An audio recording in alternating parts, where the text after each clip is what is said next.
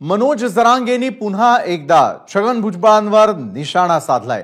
छगन भुजबळांनी केलेल्या शायरीवरून ते दंगल घडवणार असल्याचा आरोप जरांगेंनी केला। तर जरांगेंनी भुजबळांवर केलेल्या टीकेवर लक्ष्मण हाकेंनी प्रत्युत्तर दिलं।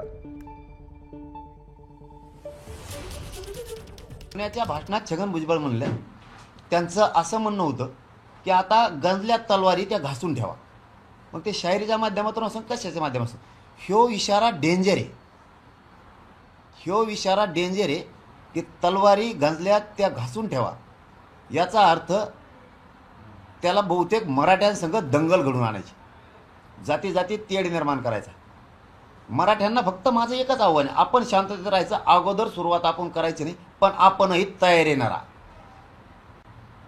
मराठा हा कडवट आहे, भेणारा नाही।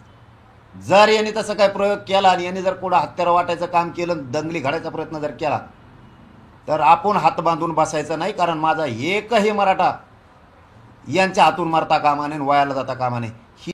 भुजबळ साहेबांनी एक चांगलं प्रभावी माणसांच्या मनामध्ये विश्वास निर्माण करण्यासाठी एखाद्या शायरीचा वापर केला, म्हणजे ते उद्या तलवारीच काढणार आहेत, वाटणार आहेत आणि मग दंगल घडवणार आहेत, असा त्याचा अर्थ काढणं। कायदा सुव्यवस्था आहे ना महाराष्ट्रात, देशात कायदा सुव्यवस्था आहे ना, शासन प्रशासन त्याचं काम करेल ना, पोलीस डिपार्टमेंटवर काय विश्वास आहे ना आपला सर्वांचा। अशी काही बॅक हिस्ट्री आहे का? ओबीसीनी या महाराष्ट्रामध्ये कधी दंगल केली, ओबीसीनी कधी उठाव केलाय? अशी बॅक हिस्ट्री जर या महाराष्ट्रामध्ये असेल तर या वक्तव्याला थोडासा आधार मिळतो। पण अशी मला वाटते ओबीसी हा शोषित आहे, वंचित आहे।